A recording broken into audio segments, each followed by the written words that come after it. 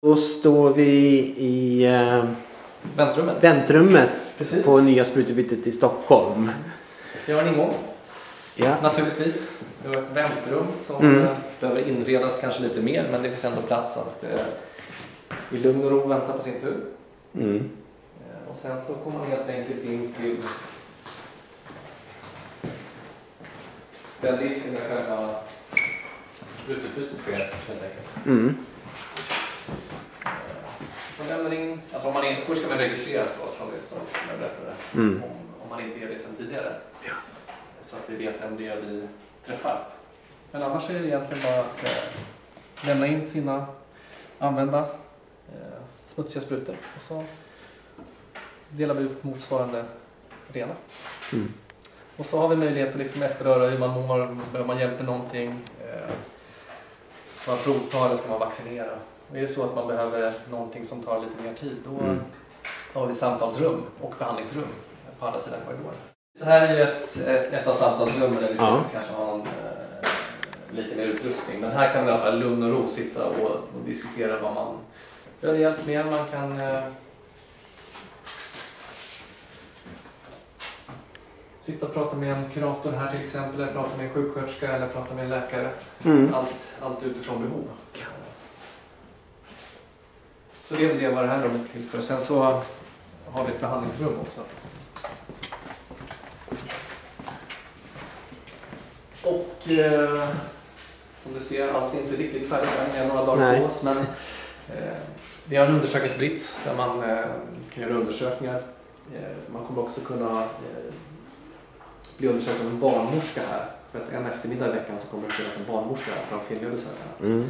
Och här kommer också tandvårdsteamet sitta på sikt och bedöma tandhälsa. Och provtagningsstol om man behöver det. Vaccinationerna kommer att ske här eller på samtalsrummet mot hepatit B om man inte är det.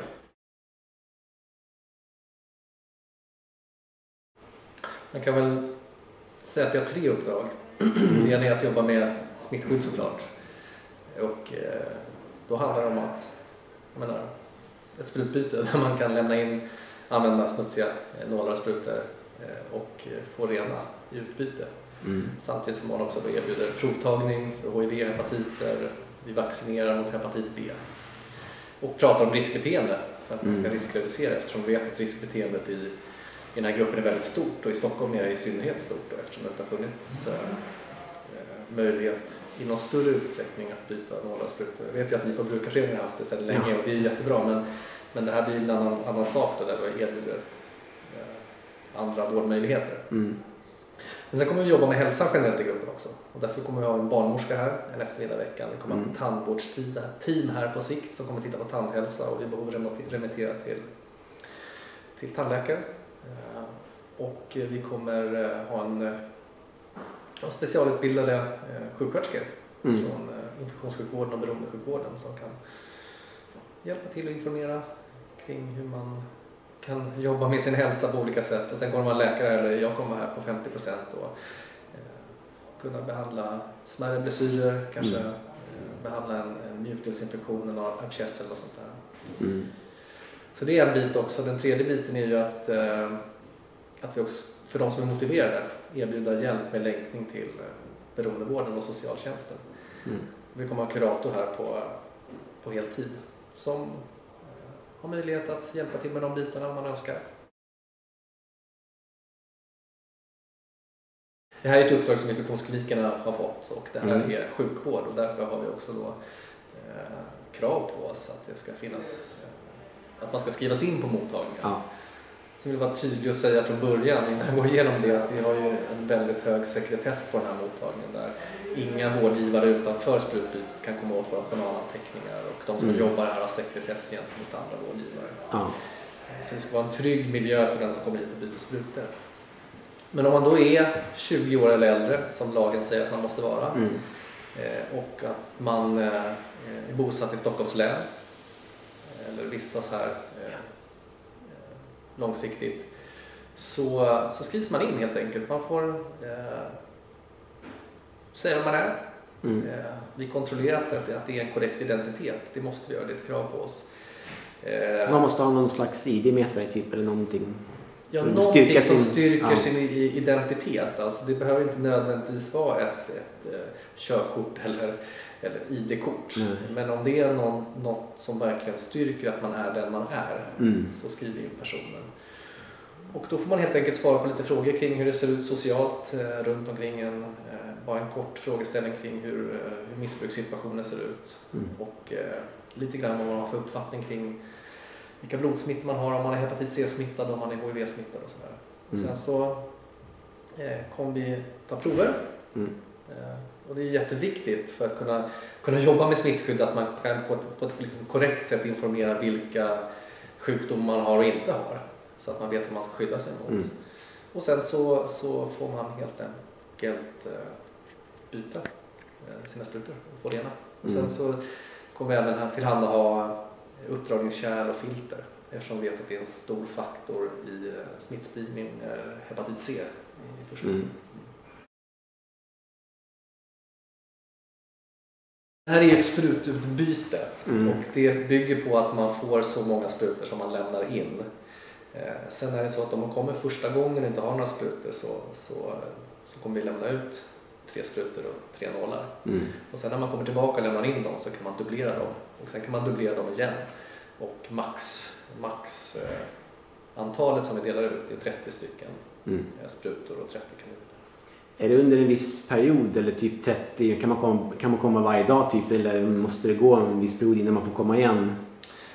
Så det är ju så att lagens sprutbyte säger också att man måste, eller att kravet är att man hämtar sina verktyg personligen. Alltså man får inte gå och hämta nålar och sprutor till andra. Nej. Och då får man göra en rimlighetsbedömning i hur många nålar och sprutor man lämnar ut. Det kan låta lite kontrollerat, men det är så vi måste jobba. Så att man kan inte komma och hämta 30 sprutor varje dag.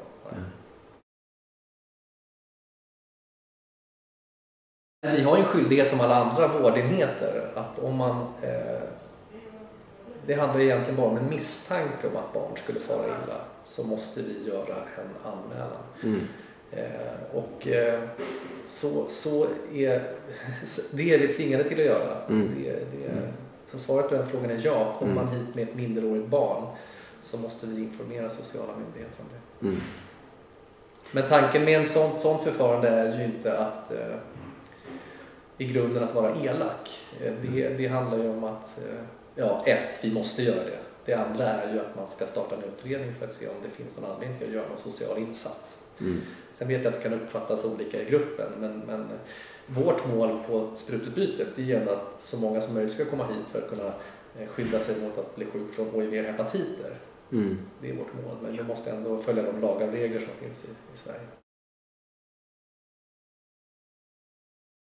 Vi vill ju på sikt att det ska komma så många som möjligt. Alla som har ett riskbeteende i Stockholm och som injicerar narkotika är ju givetvis välkomna hit utifrån de så att säga, regler och begränsningar som finns i lagen om sprutbyte och Socialstyrelsens riktlinjer. Men vi vill ju kunna jobba med de 3 så att säga, uppdragen vi har. Och det är smittskydd, det är att öka hälsan i gruppen och det är att länka motiverade individer till beroendevården och socialtjänsten om de vill det. Så att i det avseendet hoppas jag att det kommer väldigt, väldigt många, att alla kommer. Sen hur många som kommer första dagen eller andra dagen, det vet jag inte. Men jag tror att det här är en mottagning som lite grann det måste förtjäna sitt rykte på något sätt.